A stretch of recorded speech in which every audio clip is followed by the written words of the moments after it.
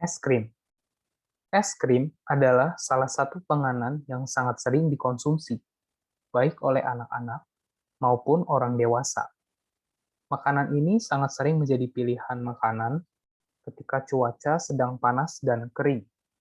Rasa dari es krim saat ini bermacam-macam, mulai dari coklat, vanila, stroberi, dan lainnya.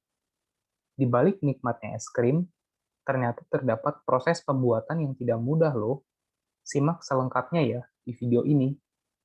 Pertama-tama, perlu kita ketahui bahwa es krim terdiri dari 3 komposisi utama, yaitu susu, krim, dan gula. Pencampuran bahan-bahan ini tidak berlangsung secara sederhana. Video ini akan membahas setiap bahan es krim satu per satu. Es krim merupakan sejenis emulsi. Dalam emulsi ini, lemak yang biasanya tidak bercampur dengan air dapat terdispersi dalam air. Ini terjadi karena sifat kimia molekul dalam emulsi. Dalam krim terdapat droplet lemak. Lemak sebagian besar terdiri dari molekul trigliserida.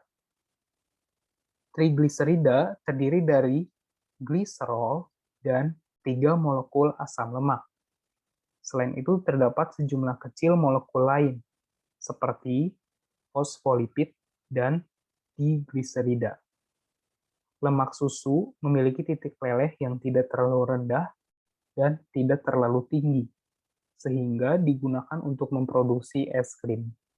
Lemak dengan titik leleh serupa juga dapat digunakan dalam proses produksi es krim, misalnya minyak sawit. Lemak dalam es krim dapat tidak terpisah dari air karena adanya protein susu. Dalam pembuatan es krim, lemak dilewatkan pada katup kecil dengan tekanan tinggi, sehingga dipecah menjadi droplet kecil. Protein susu ini melekat pada permukaan droplet lemak, sehingga terbentuk lapisan tipis yang mencegah pembentukan droplet yang lebih besar, karena lapisan ini mengalami tolak-menolak dengan lapisan pada droplet lainnya. Dalam es krim, terdapat pula pengemulsi, yang seharusnya berfungsi membentuk emulsi, di mana bagian yang satu larut dalam air dan bagian lain larut dalam lemak. Sebaliknya, pengemulsi ini berfungsi mendeemulsi sebagian droplet lemak dengan menggantikan protein susu pada permukaan lemak tadi dengan lapisan lebih tipis, sehingga dapat membentuk droplet yang lebih besar. Hal ini dibutuhkan dalam penangkapan udara. Saat es krim dibuat, es krim juga diberi udara dan didinginkan. Karena ini, es krim memiliki volume udara yang cukup banyak, sehingga diperlukan kombinasi lemak, protein, dan pengemulsi untuk menghasilkan es krim yang baik. Es krim yang kualitasnya bagus biasanya memiliki kandungan udara rendah dan lebih padat, serta tidak mudah meleleh.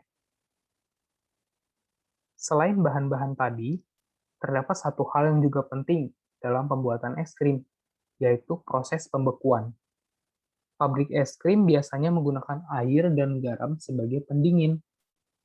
Garam dapat menurunkan titik beku air sehingga es dapat mencair, tetapi tetap dalam suhu rendah. Adapun pabrik-pabrik sekarang biasanya menggunakan amonia cair yang dapat memberikan titik beku lebih rendah lagi, yaitu sekitar minus 30 derajat Celcius. Gula dalam es krim, selain sebagai pemanis, juga berperan dalam menurunkan titik beku air, sehingga jumlah es yang dihasilkan dalam pembekuan dapat menurun. Hal ini penting untuk menjaga es krim tetap lembut saat dimakan. Dalam pembuatan es krim, juga digunakan penstabil yang memengaruhi kekentalan cairan. Penstabil yang dipakai adalah molekul yang larut dalam air, berasal dari tumbuhan, dan memiliki peranan tertentu. Penstabil juga memperlambat es krim meleleh.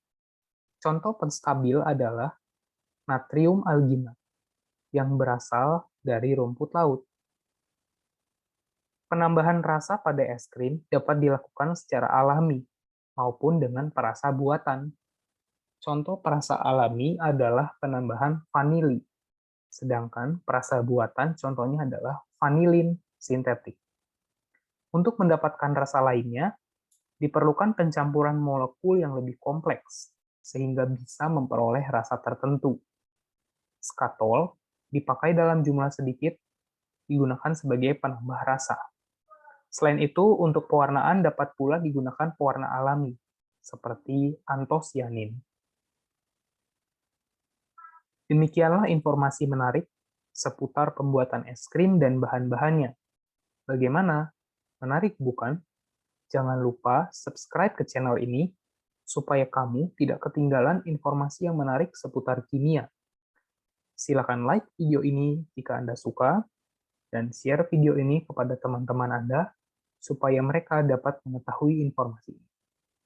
Terima kasih sudah mendengarkan, dan sampai jumpa.